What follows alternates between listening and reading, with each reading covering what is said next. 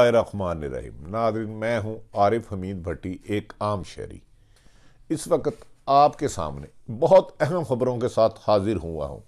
नाज़रीन, आज लाहौर में बारिश थी, मौसम खासा सर्द हो गया, लेकिन इस्लामाबाद का मौसम ये है कि सर्दी में भी लोग गर्मी महसूस कर रहे हैं। आज वज़ीर आज़म पाकिस्तान के लिए बड़ा अहम दिन था। वज़ीर आज़म पाकिस्तान इमरान खान साहब ने अपने करीबी रफ़्क़ाकार को तलब किया और उनसे मशावरत की, जिस पर उन्हें बताया गया कि MQM भी सख्त नाराज़ है, JDA भी नाराज़ है, काफ लीग भी नाराज़ है, अख्तर मैंगल भी नाराज़ हैं।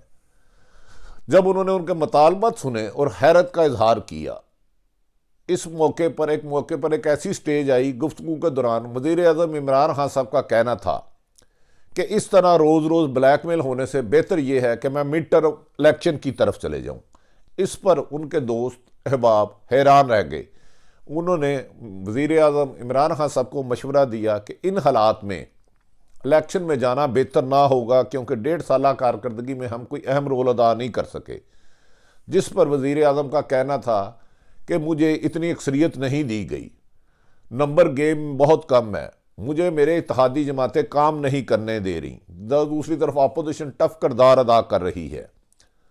इस पर जब खासी बहस मुबासा हुआ तो फिर दोस्तों ने मुतफ़िका फ़ैसला किया कि अगर आप समझें कि आपके अदारे ने जो आपको एक रिपोर्ट भी पेश की है जिसमें यह कहा गया कि आपकी इत्तेहादी जमातें आपके मुखालफिन के साथ यानी अपोजिशन के साथ मिल रहे हैं, अगर ऐसी स्टेज आती हुई नज़र आए तो आप यही करें जो आपने सोचा है। जिस पर वज़ीर आज़म ने कहा ठीक है, अगर ऐसे हालात हुए और हालात मेरी गिरफ्त में ना रहे तो मैं मिड टर्म इलेक्शन को तरफ जाने को तरजीह दूंगा।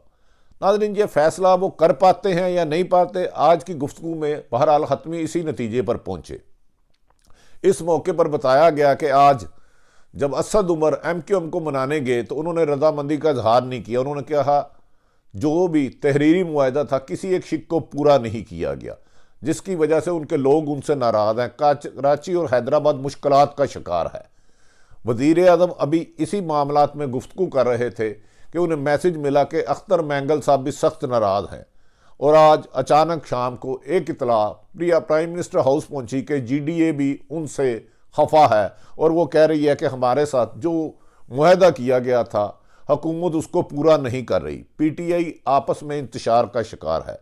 इस किस्म की इंफॉर्मेशन से वज़ीर आज़म ने थोड़ी सी परेशानी का इजहार किया और अपने करीबी हल्का अहबाब को कहा क्या वजह है कि तमाम इत्तेहादी जमातें नाराज़ हो रही हैं, इकॉनमी बेहतर नहीं हो रही, मुझे ऐसी हुकूमत नहीं चाहिए कि मैं डिलीवर ना कर पाऊँ और अवाम भी मुझसे नाराज़ हो।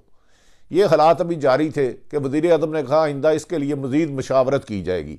नाज़रीन, दूसरी अहम खबर जो हुकूमत का इस वक्त बड़ा अहम इत्तेहादी है, मुस्लिम लीग काफ, जिसके सरबरा चौधरी परवेज़ लाई साहब हैं, वो वफाक और पंजाब में भी PTI के हिस्सेदार हैं हुकूमत में, वो भी सख्त नाला हैं।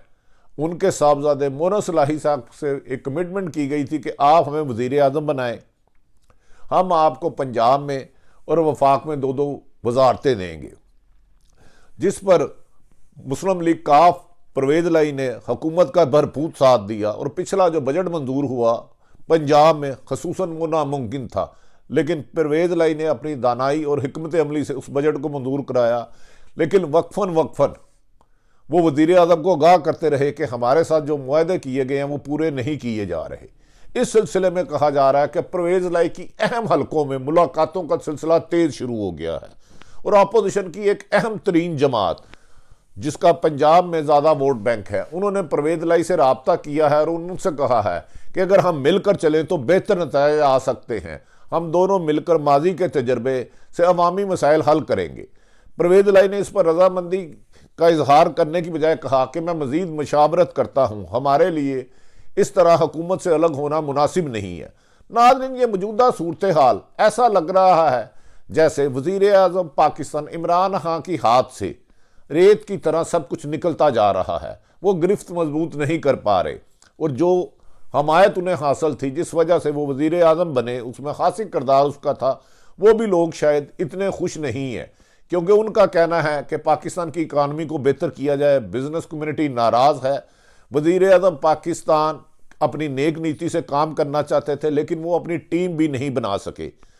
आज उन्होंने जो अपने करीबी दोस्तों से मशावरत की, उन्होंने कहा कि मैं चंद 1-2 माह तक इंतजार करूंगा, वरना कोई बड़ा अहम फैसला कर लूंगा। आने वाले दिनों में कौन सा बड़ा अहम फैसला होता है और ये फैसला किसके लिए बेहतर होता है और किसके लिए नुकसानदेह, नाज़रीन इसका इंतजार कीजिए।